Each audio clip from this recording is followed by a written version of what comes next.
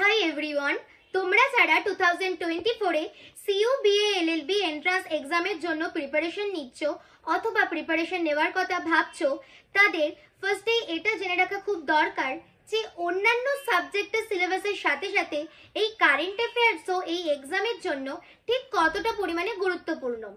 তোমাদের মধ্যে অনেকেরই এই কনফিউশন আছে যে কারেন্ট অ্যাফেয়ার্স ঠিক কতটা ইম্পর্টেন্ট, কারেন্ট অ্যাফেয়ার্স কোথা থেকে পড়বো, কি কি টপিকে পড়বো, কতগুলো মাসের কারেন্ট অ্যাফেয়ার্স পড়বো।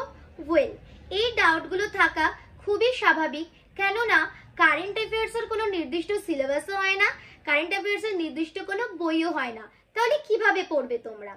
আজকের এই ভিডিওর মাধ্যমে আমি তোমাদেরকে জানাবো যে কারেন্ট অ্যাফেয়ার্স কোথা থেকে তোমরা পড়বে এবং কারেন্ট অ্যাফেয়ার্সের গুরুত্বপূর্ণ কিছু টপিক। কারেন্ট অ্যাফেয়ার্সের জন্য তোমরা জিকে টুডে ওয়েবসাইট ফলো করতে পারো, এছাড়াও এই অ্যাচিভার্স ম্যাগাজিনও কিন্তু ফলো করতে পারো।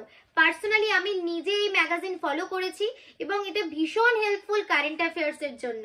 এইখানে তোমরা সেপারেট ভাবে important days, app, portal, summit, এছাড়াও স্পোর্টস, অ্যাওয়ার্ড, অ্যাপয়েন্টমেন্ট, রাজ্যের ও দেশের উল্লেখযোগ্য খবর সব কিছু এখানে পেয়ে যাবে এবং প্রত্যেক মাসে এই ম্যাগাজিন কিন্তু পাবলিশ হয়।